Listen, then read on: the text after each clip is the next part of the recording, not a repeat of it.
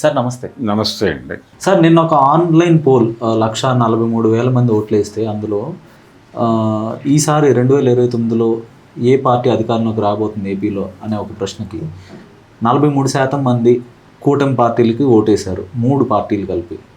ఒక వైసీపీకి 57% ఎంతో ఓట్లు వచ్చాయి. 1,43,000 మంది. ఇది ఆర్టీవీ పోల్, మీరు కూడా చూసే ఉంటారేమో కదా. సో అంటే ఏంటి, ఓవరాల్గా కొంత ప్రజల్లో వ్యతిరేకత అయితే స్పష్టంగా కనిపిస్తోంది. అంటే ఈ ఆన్లైన్ పోల్ పక్కన పెడితే అంటే అన్ని విధాలుగా వ్యతిరేకత ఉన్నమాట వాస్తవమే. అంటే బిహేవియర్కి సంబంధించి కూడా చాలా అగ్రెసివ్గా హై హ్యాండెడ్గా బిహేవ్ చేస్తున్నారు అందరూ. ఎమ్మెల్యేలు ముఖ్యంగా. ఎమ్మెల్యేలు ప్రతి నియోజకవర్గము తమ రాజ్యంలాగా మాట్లాడుతున్నారు, వ్యవహరిస్తున్నారు. ఏం మాట్లాడినా ఎవడు మాట్లాడుతోంది మనకు వ్యతిరేకంగా వాడు బ్లూ కలర్ వాడా అని అంటున్నారు వాళ్ళు ఓపెన్గా. అంటే బ్లూ కలర్ అంటే వాళ్ళ ఉద్దేశంలో వైసీపీ అని. వైసీపీ కూడా ఆయన కొంచెం పక్కకి నెట్టండి అనే పరిస్థితికి వెళ్ళారు. చివరికి సర్పంచులు ఉంటారు కదా గ్రామాల్లో, వాళ్ళు కూడా ఏ జెండాతో గెలిచారు, ఎక్కడి నుంచి వచ్చారు అనేవి రూట్స్లోకి వెళ్ళి వెరిఫై చేసి వాళ్ళ మీద దాడులు చేస్తున్నారు. ఇవి పైగా లోకల్ సంపాదనల మీద విపరీతమైన యావం మొదలైంది వాళ్ళకి. అంటే ఎన్నికల్లో మనం ఖర్చు పెట్టిన ప్రతి పైసా తిరిగి రాబట్టాలి అనే కార్యక్రమంలో భాగంగా ఎవరికి వాళ్ళు అగ్రెసివ్గా వెడుతున్నారు. ఇది జనాలు గమనిస్తున్నారు. జరుగుతున్న పనులేవి లేవు, పెద్దగా పనులు లేవు. నిజానికి ఆ క్యాపిటల్కి సంబంధించి కూడా గందరగోళమే ఉంది. వివిధ కంపెనీలతో రివ్యూ జరిపారు. ఆయన ఏం చెప్పాడు, మంత్రి నారాయణ గారు వచ్చే ఎన్నికల నాటికి అసెంబ్లీ అవ్వకపోయినా మిగిలిన నిర్మాణాలు అవుతాయని చెప్పాడు. అవి కూడా అయ్యే పరిస్థితి లేదు అనేది నిన్నటి రివ్యూలో చెప్పిన మాట. 30% మాత్రమే ఇప్పటికైనాయి అనుకున్న టార్గెట్లో. ఇంకా 30% చేయగలరేమో ఉన్న టైంలో. 32-35% వెళుతుంది. బ్యాలెన్స్ వర్క్ ఎవరు చేయాలి? అంటే అమరావతి పేరుతో ఇప్పటివరకు అయితే 60,000 కోట్ల వరకు అప్పైందని చెప్తున్నారు. సో ఈ డబ్బులన్నీ ఏమయ్యాయంటారు? ఒక అకౌంటబిలిటీ ఉందా? పూర్తిగా అమరావతిలో వాడుంటే ఇవే డబ్బులు ఈ పాటికి నిర్మాణాలు పూర్తవ్వాలి కదా. కేవలం 3,000 కోట్లతో చేసేయచ్చు సెక్రటేరియట్ని, శాశ్వత నిర్మాణం. ఏం జరుగుతుందంటారు? ప్రాపర్గా అంటే డబ్బులు వచ్చేస్తున్నాయి వీళ్ళకి. డబ్బులు వచ్చిన మాట వాస్తవం, కానీ పనులు ఇన్ టైంలో అవ్వటం లేదు అనేది వాస్తవం. అక్కడ ఆ కష్టం ఏదో పడుతున్నారు వాళ్ళు. అంటే ఇక్కడ ఎల్ఎన్టీ ఉంది, ఎల్ఎన్టీతో పాటు మెగా ఉంది, వాళ్ళదే మేజర్ షేర్. వాళ్ళ తర్వాతే ఎల్ఎన్టీ తర్వాత ఇంకో కంపెనీ ఉంది. లోకల్ కంపెనీలకి ఎక్కువ పనులు ఇచ్చారు. ఆ ఇచ్చిన దానిలో ఆ నడుస్తున్నటువంటి వ్యవహారాలకు సంబంధించి నిధుల తరలింపు కార్యక్రమం జరుగుతున్న మాట కూడా వాస్తవమే. ఇది ప్రజలకు అర్థమవుతోంది, ఈ సీన్ అర్థమవుతోంది. సో వీళ్ళు ఏదో చేస్తారు అనుకున్నాం, కానీ వీళ్ళ పద్ధతిలోనే వ్యవహరిస్తున్నారు అనేది జనాలు మాట్లాడుకుంటున్నారు. అందుకని అంత సాటిస్ఫాక్షన్తో అయితే లేరు కూటమి ప్రభుత్వం మీద. వ్యతిరేకత ఉంది, ఎమ్మెల్యే వైజ్ ఉంది. ప్రతి ఎమ్మెల్యే మీద వ్యతిరేకత ఉంది. వాళ్ళు తిరిగి నిలబడితే గెలవడం కష్టం అనే పరిస్థితికి తెచ్చుకున్నారు వాళ్ళే, స్వయంకృత అపరాధం. చంద్రబాబు నాయుడు గారు పదే మీ ప్రోగ్రెస్ రిపోర్ట్ చూస్తున్నాను, నేను మానిటర్ చేస్తున్నాను, మీరు ఒళ్ళు దగ్గర పెట్టుకుని వ్యవహరించాలి అని మాట్లాడుతున్నాడు గంభీరంగా. అవి మాటల వరకే పరిమితం అయిపోతుంది, చేతల్లోకి వెళ్ళట్లా. గతంలో లాగా ఆయన ఎమ్మెల్యేల మీద లేకపోతే పార్టీ నిర్మాణం మీద పట్టుతో లేడు అన్నట్టుగా అనిపిస్తోంది జనాలకి. అంటే లోకేష్ గారి కంట్రోల్ పెరిగింది. లోకేష్ కంట్రోల్ పెరగటంతో వాళ్ళు రిపోర్ట్ చేసిన విషయాలు మాత్రమే ఈయన చూస్తున్నాడు తప్ప రెగ్యులర్ మానిటరింగ్ ఇక్కడ నుంచి షిఫ్ట్ అయింది. దాంతో అక్కడ వీళ్ళందరికీ వెసులుబాట్లు దొరుకుతున్నాయి. వాళ్ళ ధోరణిలో వాళ్ళు సంపాదన మాత్రమే ఏకైక లక్ష్యం అన్నట్టుగా వ్యవహరిస్తున్నారు నేతలు, ఎమ్మెల్యేలు. వీళ్ళెవరికి వీళ్ళని యాక్సెస్ చేయడం కష్టం, వీళ్ళతో మాట్లాడటం కష్టం, వీళ్ళకు ఒక సమస్య ఎక్స్ప్లెయిన్ చేయటం కష్టం. ఇది పరిస్థితి ఏపీలో.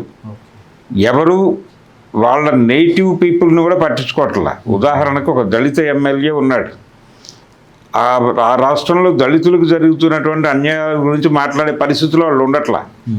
పోనీ ఏదో జరిగిపోయింది, కోర్టుల్లో కేసులు ఉన్నాయి, వాళ్ళని రిలీజ్ చేయడానికో దేనికో ఇతను మాట వాడటం కూడా జరగటం లేదు కనీసంగా.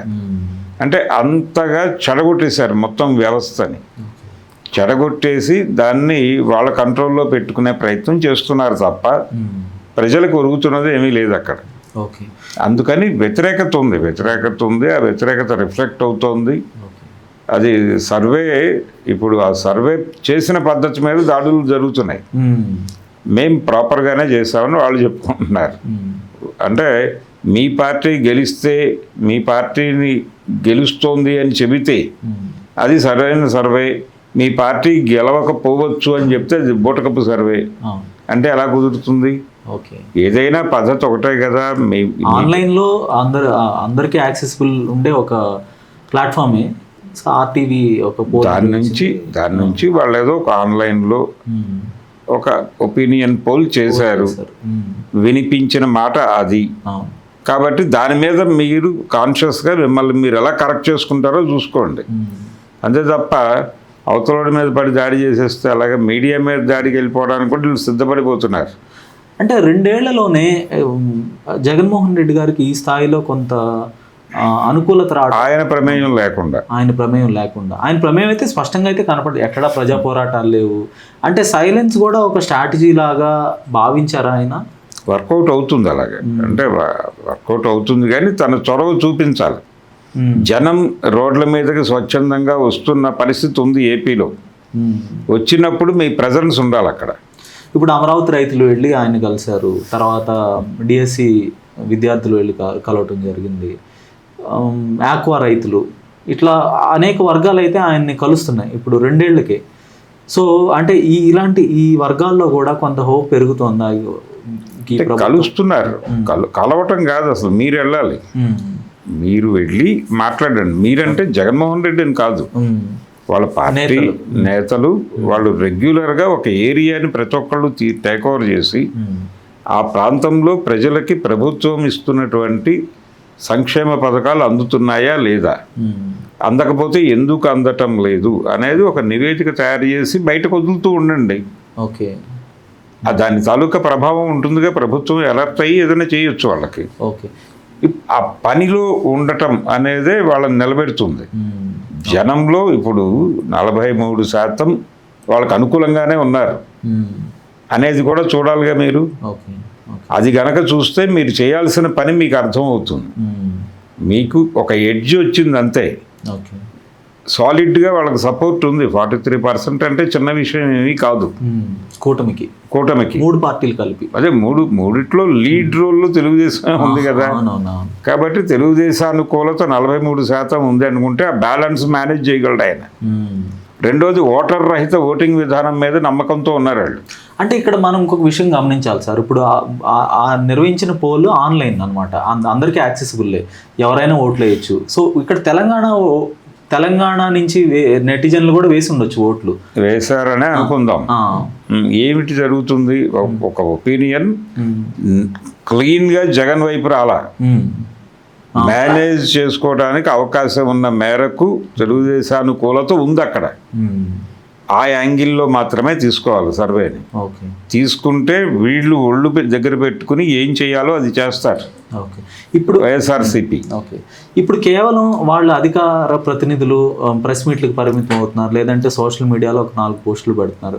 కానీ క్షేత్రస్థాయిలో పోరాటాలు అయితే ఇప్పటివరకైతే ఎక్కడ కనపడలేదు. ఇప్పుడు మల్లయ్యకొండ వివాదం ఉంది. ఇప్పుడు అక్కడ మైనింగ్ చేస్తున్నారు. ఒక కొండ పవిత్ర పుణ్యక్షేత్రం, ఒక కొండనైతే మైనింగ్కి అప్పగించబోతున్నారు. తర్వాత విశాఖలో కూడా కొన్ని కొండలనైతే కొంత ధ్వంసం జరిగింది. ఇప్పుడు సింహాచలంలో కూడా ఒక కొండ అని విన్నాను. తర్వాత బీచ్ షాక్స్, ఇవన్నీ కూడా ప్రజా వ్యతిరేక విధానాలుగానే భావించాల్సి ఉంటుంది. అంటే ఇప్పుడు తీర ప్రాంతం మాత్రమే కలుషితం కాదు, డ్రగ్స్ వలన చాలా స్పష్టంగా ఆంధ్రప్రదేశ్ డ్రగ్ ఆంధ్రప్రదేశ్గా మారుతుంది. ఏది ఆ తీర ప్రాంతం మొత్తం టూరిజం డెవలప్ చేయడం కోసం ఏదో చేస్తున్నామని చెప్తున్నారు, కానీ వాళ్ళు ఇది ప్రైవేట్ సెక్టార్కి వెళ్ళిపోతాయి. బీచ్ మేనేజ్మెంట్ అంతా ఓకే. వెళ్ళిపోయిన తర్వాత వాడు ఏదైనా అమ్ముతాడు అక్కడ. దాని ప్రభావం బీచ్ వరకే పరిమితం అవ్వదు. ఆ చుట్టుపక్కల ఉన్న గ్రామాలు, నగరాలు, పట్టణాలు అన్నీ పొల్యూట్ అవుతాయి. సో అది నెమ్మదిగా డ్రగ్ ఆంధ్రప్రదేశ్గా మార్చడం కోసం ప్రయత్నాలు చేస్తున్నారు. అది జనాలకి కొంతమేరకు అర్థమవుతోంది. ఇప్పుడు అర్థమవుతోంది కాబట్టి ఇప్పుడు కనిపిస్తున్న వ్యతిరేకత జగన్ తాలూకా కష్టాలు ఇంకా పూర్తిగా మర్చిపోవాలి జనాలు. అది ఉంది, ఆ బఫర్ ఉంది ఇంకా బుర్రల్లో.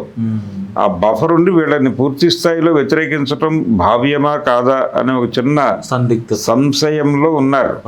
సంశయం దాకా రావటం అనేది వాళ్ళకి ఇబ్బందే.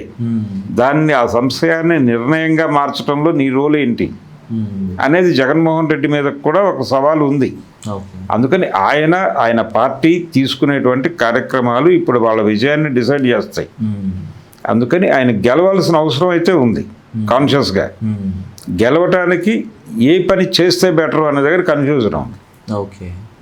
ఇది కూడా అయాచితమే.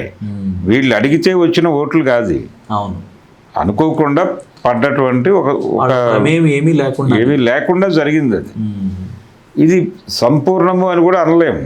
కానీ మీరు ఇప్పటికీ బెటర్ పొజిషన్లో అయితే లేరు, గెలిచే పరిస్థితి అయితే లేదు. వాళ్ళు అంటే ఇది ఒక కాషన్ నోటీస్ అనుకుందాం ప్రభుత్వానికి. మనం 43 దగ్గర ఉన్నాం, దీన్ని ఒక 15 లాగితే సరిపోతుంది, ఈ 15కి కాన్సన్ట్రేట్ చేయండి అన్నాడు అనుకోండి. ఆ ఏరియా వీళ్ళ కంట్రోల్లోకి వచ్చేస్తే వీళ్ళ పరిస్థితి ఏంటి? అందుకని వీళ్ళు అలర్ట్ అవ్వాలి. మనము బ్రైట్గా లేము, ప్రభుత్వానికంటే ఒక ఎడ్జ్ పైన ఉన్నాం అంతే. దీన్ని లాగటం వాళ్ళకి పెద్ద కష్టమేం కాదు. అందుకని మనం మరింత ఒళ్ళు దగ్గర పెట్టుకుని వ్యవహరించాలని అనుకోవాలి కదా బాధ్యతగా. అలా అనుకుంటే ఈ సర్వేలు వాళ్ళు ప్రాపర్గా ఉపయోగించుకున్న వాళ్ళు అవుతారు, లేకపోతే నాశనం అవుతారు. ధన్యవాదాలు సార్. Thank you.